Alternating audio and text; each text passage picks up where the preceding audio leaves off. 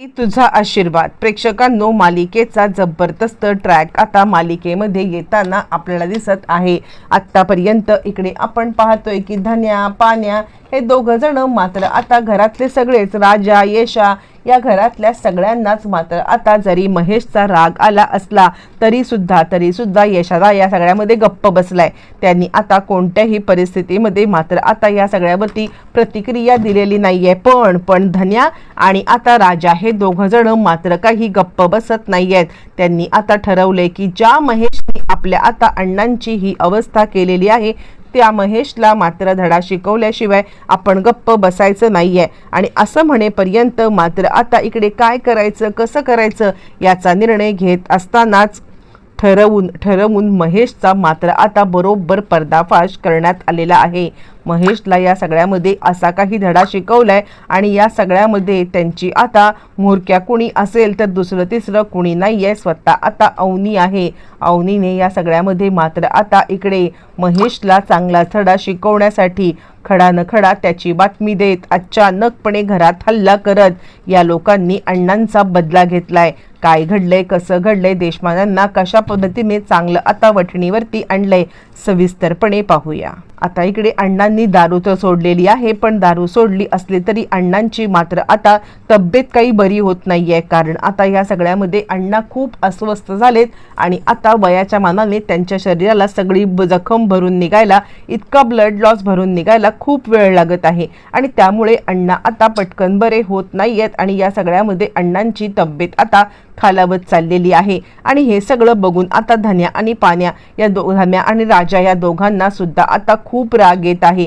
या माणसाने मात्र आता आपल्या अण्णांची काय अवस्था करून ठेवले हे बघून हे दोघ जण जास्तच आता चिडत आहेत आणि आपण काहीच करू शकत नाहीयेत या गोष्टीची मात्र आता त्यांना खंत वाटत आहे। अवनी इकडे सांगत आहे, खरं तर अण्णा तुम्ही या सगळ्यामध्ये मात्र आता मला उगाचच गप्प बसवलं, काही झालं असतं ना तरी सुद्धा त्या लोकांना शिक्षा होणं गरजेचं आहे ज्या लोकांनी तुम्हाला आता त्रास दिला।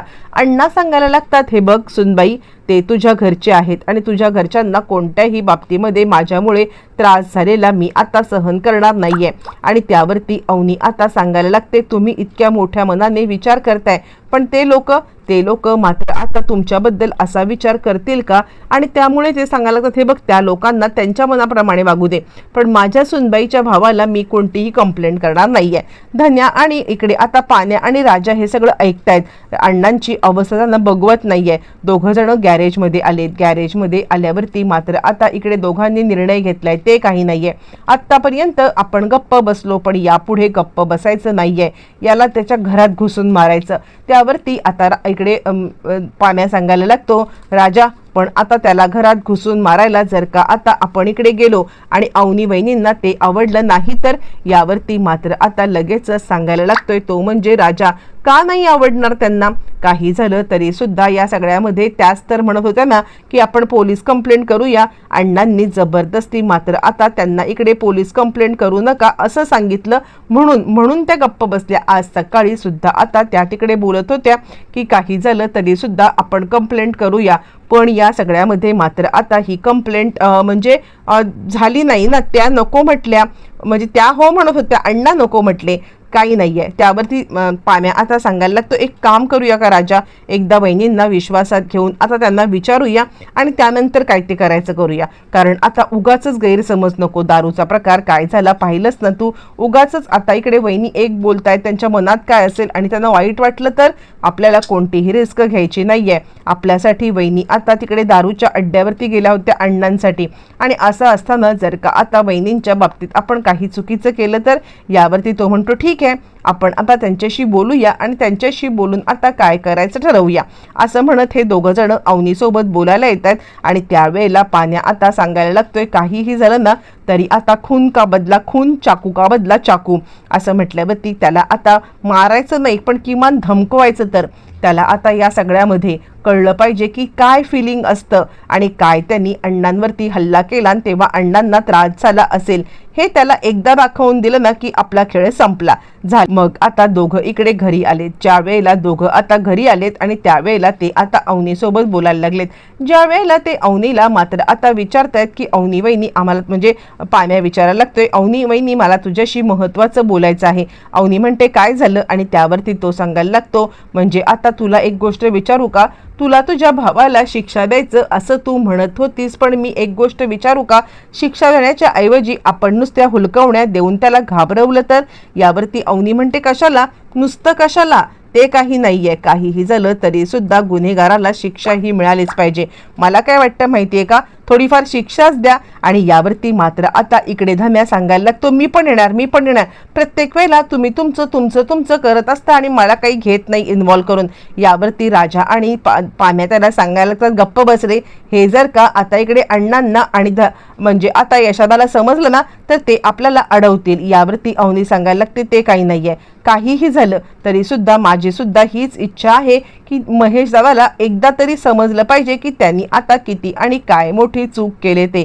म्हणजे काहीही झालं तरी प्रत्येक वेळेला मात्र आता या चुकीला माफी मिळू शकत नाहीये असं म्हटल्यावरती मात्र आता लगेचच अवनी आणि बाकी सगळे तयार झालेत आणि त्यानंतर काय करायचं कसं करायचं हा आता त्यांचा प्लॅन ठरलेला आहे। आणि त्यावरती अवनी आता या प्लॅनमध्ये सामील होते। अवनी सांगायला लागते मी या सगळ्यामध्ये तुम्हाला एक गोष्ट सांगते की जर का तुम्हाला बाबाला धडा शिकवायचा असेल तर आता इकडे तिकडे कुठे नाहीये, घरातच डायरेक्ट करा।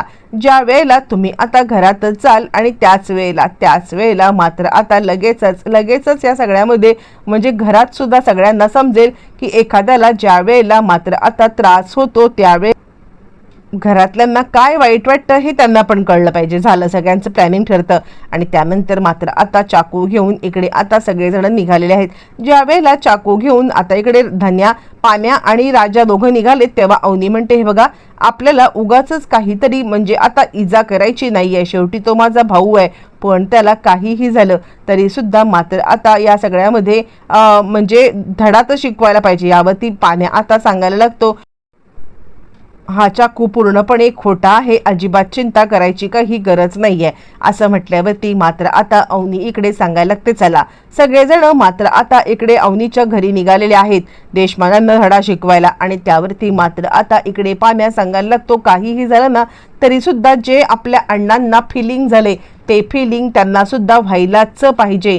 म्हणजे त्यांना कळायला पाहिजे की या सगळ्यामध्ये जेव्हा आता चाकू पोटात घुसतो ही नुसती कल्पना सुद्धा काय असते हे त्यांना कळायला पाहिजे असं म्हणत मात्र आता धन्या पाण्या आणि राजा तिघं जण निघालेत। यशादाला काहीच सांगितलेलं नाहीये। बरं तो इकडे आता म्हणजे महेशला बाहेर पडण्यावरती बंदी केले कारण आता या सगळ्यामध्ये महेशने चाकू मारलाय ही गोष्ट बाहेर पडलेली आहे आणि त्यामुळे सगळेजण या गोष्टीवरती चर्चा करतायत आणि त्यामुळे देशपांडे सांगतायत तोंड दाखवायला जागा ठेवली नाहीस।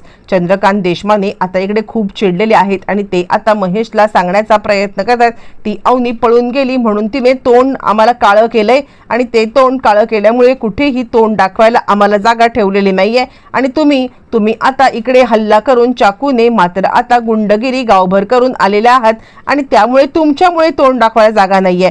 यावरती महेश म्हणतो अण्णा पण मला कुणी सांगितलं होतं तिकडे आता तिचे सर्टिफिकेट म्हणजे डिस्ट्रॉय करायला, तुम्हीच तर मला आता म्हटला होतात ना की हे सर्टिफिकेट डिस्ट्रॉय करायचे। मग असं असताना मात्र आता तुम्ही या सगळ्यामध्ये काय आणि कसा विचार करताय? बरं हे सगळं करत असताना राजा अवनी सगळेजण बाहेर गाडी घेऊन आलेले आहेत। गाडीचा हॉर्न वाजलाय म्हणून सगळेजण बघायला बाहेर आलेत। पाहतात डायरेक्ट दानगटांनी त्यांच्यावरती हल्ला केलेला आहे। दानगटांच्या या हल्ल्यामुळे मात्र आता ते सगळेजण घाबरलेत। अचानकपणे हल्ला झाल्या कारणाने काय घडले कसं घडले काहीच करायला मार्ग नाहीये। देशमाने चंद्रकांत देशपांड्यांना तर काही सुचत नाहीये अवनी काय चाललंय हे सगळं। यावरती आता इकडे स्वतःच्या भावाला मात्र आता तू इकडे म्हणजे अशा पद्धतीने मारताना पाहणार आहेस? अवनी म्हणते का ज्या वेळेला मात्र आता यांच्या बाबांच्या वरती हल्ला झाला तेव्हा आता ते पण कुणाचे तरी बाबा होते ना आणि त्यांच्यावरती हल्ला करून मात्र आता तुम्ही इकडे काय सिद्ध केलं होतं? आणि म्हणूनच मी तुम्हाला एकच गोष्ट सांगेन काहीही झालं तरी आपल्या लोकांवरती हल्ला काय होतो हे दाखवण्यासाठी आम्ही इकडे आलेलो आहोत आणि याचसाठी काही झालं तरी सुद्धा मात्र आता कोणीही त्यांच्यावरती हल्ला करणार नाहीये। फक्त तुम्हाला दाखवण्यासाठी इकडे आलोय. आणि त्याच वेळेला चंद्रकांत देशपांडे यांना आता आपल्या जवळच्या व्यक्तीवरती हल्ला होतो तेव्हा काय होतं याची जाणीव झालेली आहे आणि दानगटांनी आता त्यांना घाबरवून आपला बदला पूर्ण केलेला आहे.